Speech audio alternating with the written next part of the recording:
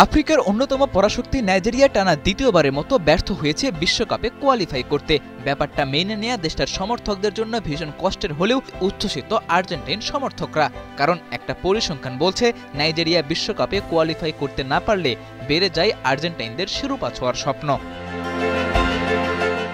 ১৯৯৪ সালের আগে কখনোই বিশ্বকাপে সুযোগ পায়নি নাইজেরিয়া, আর সে সময়ে ১৯৭৮ এবং ১৯৮৬ সালের বিশ্বকাপ নিজেদের ঘরে তোলে আলবিসেলেস্তেরা। তবে নাইজেরিয়ার সেই কোয়ালিফাই করার পর বিশ্বকাপের শিরোপা যেন আর্জেন্টিনার জন্য হয়ে উঠেছিল সোনার হরিণ।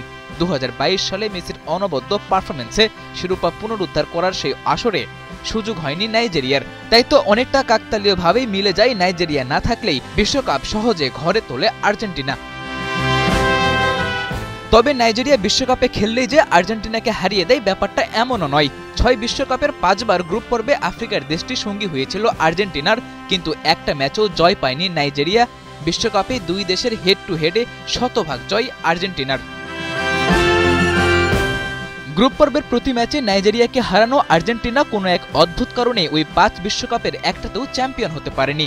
কোনো বিশ্বকাপ থেকে বিদায় নিতে হয়েছে গ্রুপ পর্ব থেকে, আবার কোনোটাই রাউন্ড অফ 16 থেকে। ২০১৮-তে ফাইনাল খেললেও কাঙ্ক্ষিত ফল ধরা দেয়নি। অথচ যেই ২০২২ বিশ্বকাপে নাইজেরিয়া ডিসকোয়ালিফাইড, সেই বিশ্বকাপে প্রথম ম্যাচ হেরেও কতটা রোমাঞ্চকরভাবে বিশ্বকাপের শিরোপা ঘরে তুলল আর্জেন্টিনা। ২০২২ বিশ্বকাপের সেই ব্যর্থতা ২০২৬ বিশ্বকাপেও সঙ্গী হয়েছে নাইজেরিয়ার। আফ্রিকান অঞ্চলের বিশ্বকাপ বাছাইয়ের প্লে অফে ফাইনালে নাটকীয় টাইব্রেকারে হেরে স্বপ্নভঙ্গ হয় আফ্রিকারই পরাশক্তির। আর তাই আর্জেন্টাইন সমর্থকরা ২-২ 4 মেলানোর চেষ্টা করছে।